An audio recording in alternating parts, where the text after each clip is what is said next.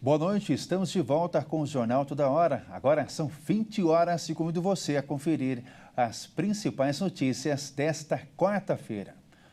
O governo brasileiro, a partir do Conselho Nacional de Política Energética, decidiu aceitar o convite para aderir ao Fórum Consultivo da Organização dos Países Exportadores de Petróleo. Uma decisão que gerou críticas de organizações ambientais. O Brasil anunciou sua adesão a um fórum da Organização dos Países Exportadores de Petróleo, a OPEP, e seus aliados, no qual se discutem temas energéticos. O presidente Lula havia anunciado em dezembro de 2023 uma participação na OPEP+, mas os detalhes sobre o teor da relação não tinham sido formalizados. A OPEP+, é formada pelos 12 membros da OPEP e outros 10 produtores de petróleo, liderados pela Rússia. Ao aderir à Carta de Cooperação entre países produtores de petróleo da OPEP e OPEP+, o Brasil pode promover discussões sobre o uso de tecnologias limpas e alternativas para o financiamento de projetos de descarbonização, afirmou o Ministério de Minas e Energia em nota.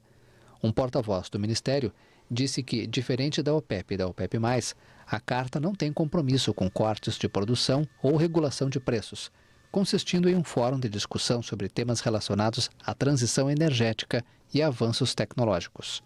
Mas isso não diminuiu as críticas de ONGs ambientalistas, como a Rede Observatório do Clima.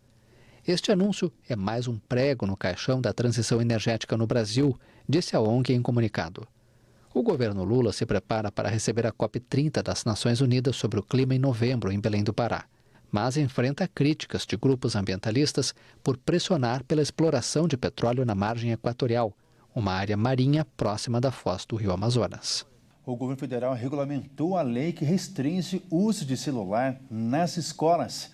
Entre as normas estão estratégias de orientação aos estudantes e capacitação dos profissionais de educação sobre o tema. A regulamentação da lei foi estabelecida por um decreto assinado pelo presidente Lula e publicada no Diário Oficial da União desta quarta. O documento observa a gestão democrática do ensino e garante a participação da comunidade escolar na adequação das regras. O detalhamento sobre as exceções para uso dos eletrônicos traz a necessidade de atestado, laudo médico ou outro documento assinado por médico em casos de monitoramento e cuidado de condições de saúde.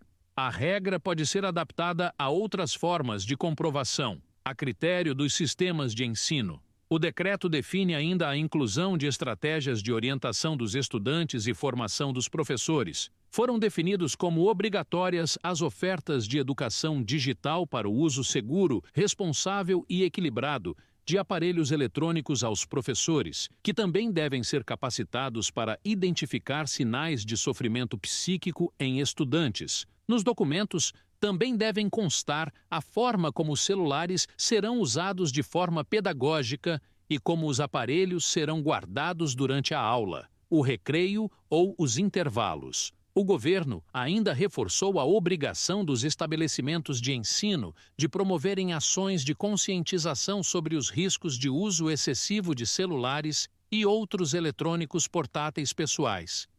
O Rio de Janeiro sofreu com as altas temperaturas no segundo dia de uma forte onda de calor.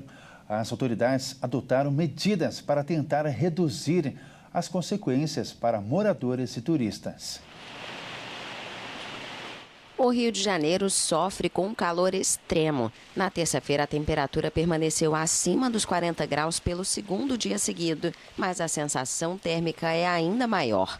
Com verões escaldantes, o atual calor vem surpreendendo até mesmo os moradores.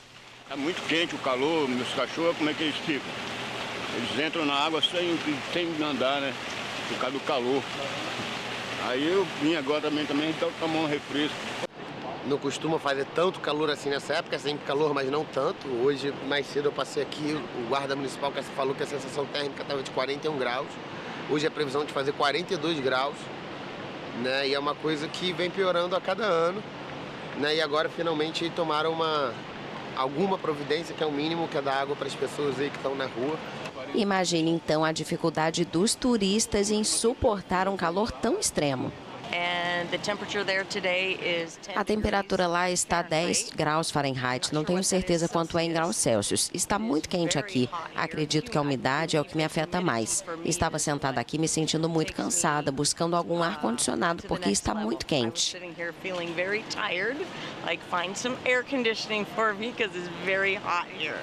O município está desde meio-dia e 35 de segunda-feira no nível 4 de calor, marcado, segundo a prefeitura, por índices de calor muito altos que duram pelo menos 3 dias seguidos.